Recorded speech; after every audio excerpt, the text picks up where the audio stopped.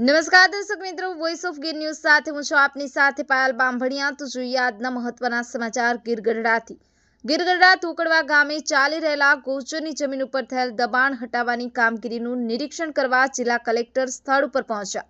ગતરોજથી થોકડવા ગામે ગૌચરની 800 વીઘાથી વધુ જમીન ઉપર થયેલ દબાણ હટાવવાની કાર્યવાહી હાથ ધરવામાં આવી છે। ગઈકાલે આશરે 87 વીઘા આંબાવાડી જમીન ખાલી કરવામાં આવી છે, જ્યારે આજે વધુ જમીન ઉપરના દબાણો દૂર કરવામાં આવી રહ્યા છે। આજરોજ જિલ્લા કલેક્ટર દિગ્વિજયસિંહ જાડેજા થોકડવા સ્થળ નિરીક્ષણ કરવા પહોંચેલા। અહીં સ્થાનિક લોકોએ ગૌચરની જમીન ઉપર બનાવેલ રહેણાંક મકાનોને દૂર કરતા પહેલા એ લોકોની ગામતળમાં રહેવાની વૈકલ્પિક વ્યવસ્થા ઊભી કરવા ઉના પ્રાંતને આદેશ કરેલ છે। ગૌચરની જમીન ખુલ્લી થતા માલધારી લોકોના અને ગામ લોકોના દુધાળા પશુઓને ચરવા માટે જગ્યા મળશે તેવું કલેક્ટરે જણાવ્યું। વોઇસ ઓફ ગીર ન્યૂઝ સાથે રાકેશ દવે, ઉના। કરવામાં આવી છે। આજે આ ગામની અંદર કેટલા વીઘાના દબાણ છે, ક્યાં સુધી અહીંયા પણ દબાણો દૂર કરવાની કામગીરી હાથ ધરવામાં આવી?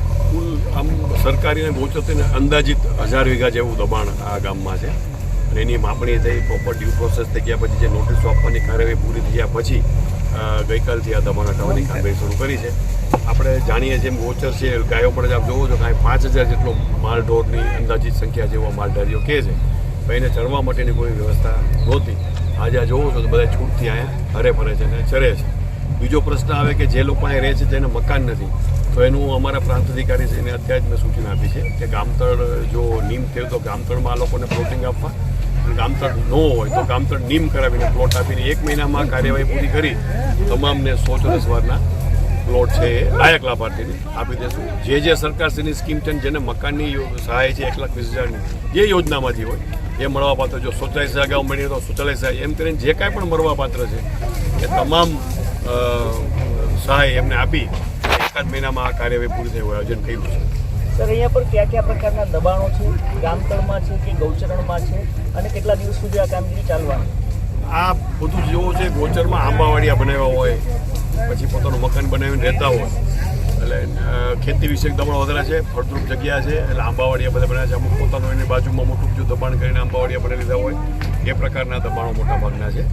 એટલે એ તમામ દબાણો છે એ અમે લગભગ 3 દિવસ હજી ડ્રાઈવ રાખશે, પણ સંપૂર્ણ દબાણ છે એ અમે દૂર કરાવશું। બીજું એક મારે આ તક કેવું છે, ઘણાને એવી હોય કે ભાઈ આંબા ઉપર શું કામ કરો, જો આંબા કાઢીએ નહીં તો આ દબાણદારો છે એ પાછો કબજો કરી લે અને 3 દિવસ પછી પાછું આ અમે અહીંથી વયા જાય ત્યારે પાછા આવીને બેસી જાય, એટલે ના છૂટકે આ છે એ આંબા અમારે કાઢવા પડે છે। આમાં પર્યાવરણ નુકસાન નથી, પણ આંબા હોય એના કરતાં ગૌચર વિકસિત થાય ને ગાયો અહીં ચરી શકે એના માટેનો આ પ્રયાસ છે। અત્યાર સુધીમાં કેટલા ગામોમાં ગૌચરણો છે તેને ખુલ્લા કરવામાં આવ્યા છે? એટલે અંદાજ તો લગભગ જ્યાં રજૂઆત પડે છે તમામ અમે ખુલ્લા કર્યા છે। બોરવામાં 1000 વીઘાનું તો અહીં 1000 વીઘાનું છે, આમ જોવો તો 4 દિવસમાં જ અંદાજિત આપણે 2000 વીઘા જમીન ખુલ્લી કરાવી છે, અને એની કિંમત જુઓ તો તમે આ વિસ્તારને ઓલા પ્રમાણે 500 કરોડની જગ્યા થાય, અને એ પહેલાં તો અમે લગભગ જ્યાં રજૂઆત તમામ અમે દૂર કર્યા, અને ભવિષ્યમાં પણ જે અમારી પાસે પેન્ડિંગ રજૂઆતો છે ત્યાં પણ આ પ્રકારે જ કામગીરી કરાવીને જગ્યાઓ ખુલ્લી કરાવશે। અત્યાર સુધી અંદાજિત કેટલા ગામોમાં દબાણો દૂર થયા છે? મારી પાસે નો જે લેટેસ્ટ આંકડો છે એ પ્રમાણે લગભગ 160 જેટલા ગામોમાં આપણે નાના મોટા દબાણો દૂર કર્યા, જેમાં ગોચર દબાણ, સરકારી દબાણો હોય, પછી રોડની 2 સાઈડના દબાણો હોય, કે નદી નાળા દબાવ્યા હોય, કે પાણીના અવરોધ કર્યો હોય, કે રસ્તા ચાલવાના દબાણો આ લોકો સેટા વધારી દીધા હોય, એવા 160 જેટલા ગામોમાં આપણે આ કાર્યવાહી પૂર્ણ કરી છે।